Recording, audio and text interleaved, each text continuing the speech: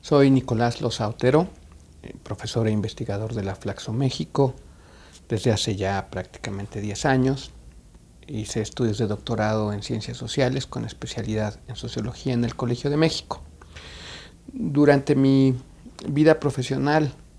empecé investigando sobre todo cuestiones de opinión pública, en particular legitimidad y aprobación de autoridades. Sobre eso fue mi tesis doctoral y es una línea sobre la que he seguido, aunque me he desplazado solamente de opinión pública hacia comportamiento electoral, lo cual pues, en el campo de investigación es algo bastante natural. En esta materia creo que mi principal esfuerzo ha sido hacia tratar de distinguir lo que es la popularidad o la aprobación de una autoridad. Conocemos ahora mucho sobre popularidad presidencial, distinguirlo de lo que es propiamente la legitimidad, que me parece que es una dimensión estrictamente hablando distinta de la popularidad, porque lo que supone es que los gobernados, con esta creencia acerca de la legitimidad de una autoridad, pues le conceden a esta el derecho de mando, el derecho de ejercer gobierno, y pues no es exactamente lo mismo que popularidad. Esa fue como una distinción que hice en esta etapa primera de mi trabajo, que está contenida en un libro que se publicó aquí por la Flaxo, que se llama Legitimidad en Disputa, y en donde traté de examinar los niveles de legitimidad de los presidentes Zedillo, Calderón y Fox. Esa línea de trabajo no la he abandonado por completo, sigue interesándome, pero no es en este momento lo que principalmente estoy trabajando. Por otro lado, como decía, me desplacé de opinión pública hacia comportamiento electoral. También es una línea de trabajo que llevo muchos años cultivando, sobre todo tratando un poco de explicar por qué la gente vota como lo hace, cuándo decidirá participar en un proceso electoral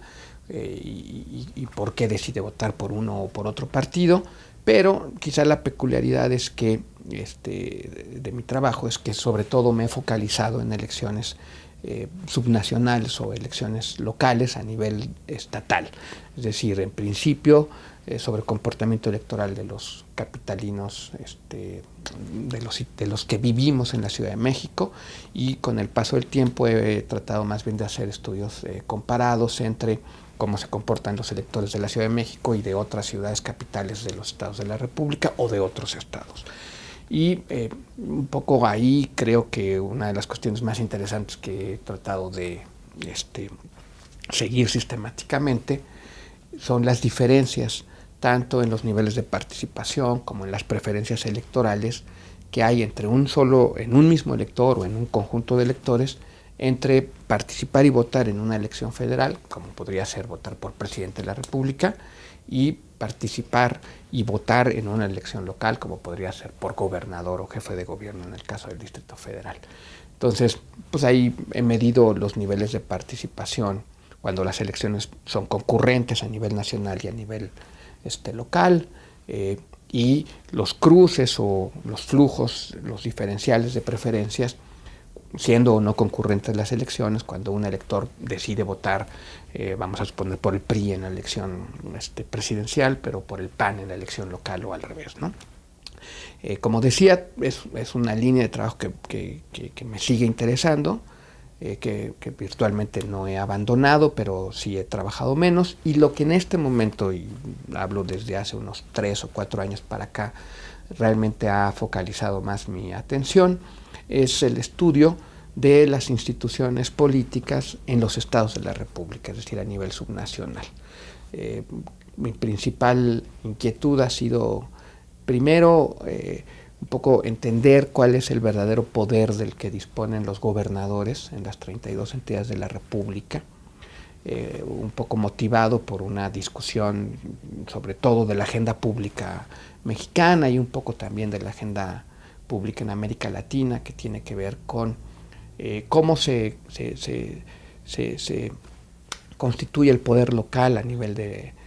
las entidades subnacionales, qué tan fuertes son esos poderes locales frente al poder federal y frente a los otros factores que existen en las propias entidades. Entonces, lo primero que a mí me interesó fue pues, tratar de entender este problema, incluso de medirlo propiamente, qué tan poderoso es un gobernador. Y eso me llevó a estudiar las relaciones de la institución ejecutiva en los estados de la República con la institución legislativa, o sea, las cámaras de diputados locales, y en menor medida, aunque también es un factor institucional muy importante, con los poderes judiciales en los estados. Entonces, en este momento, lo que he trabajado más, habiendo empezado en poder de los gobernadores, es más bien las relaciones entre poderes ejecutivos y legislativos, poderes ejecutivos y otros órganos de control en los estados. En este momento, un derivado de este interés es mi trabajo en particular con órganos de administración electoral, es decir,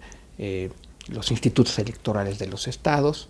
que ha sido, por un lado, también un sector muy dinámico del cambio político en México. En estos 10 años hemos experimentado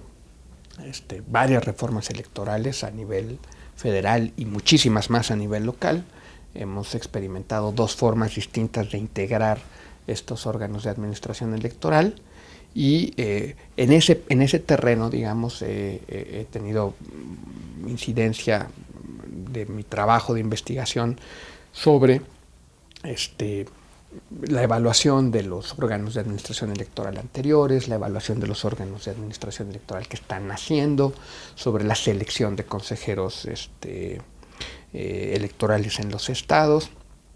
y sobre algunas peculiaridades de las democracias subnacionales en el país, ¿no? Particularmente en este momento, por ejemplo, estoy trabajando en una evaluación para el Instituto Electoral del Distrito Federal sobre todo el proceso de presupuesto participativo, que implica pues un poco empezar por entender a qué se deben tasas de participación tan bajas, es decir, no más del 5% de los citadinos toman parte de este proceso, cuando a nivel de elecciones de diputados o de delegados, pues la participación está por arriba del 40%, que incluso sigue siendo baja en relación a la participación en otras partes del país, ¿no? Entonces, pues así es como yo describiría la evolución de mis intereses y de mi trabajo y el campo de incidencia en el que actualmente creo que puede situársele.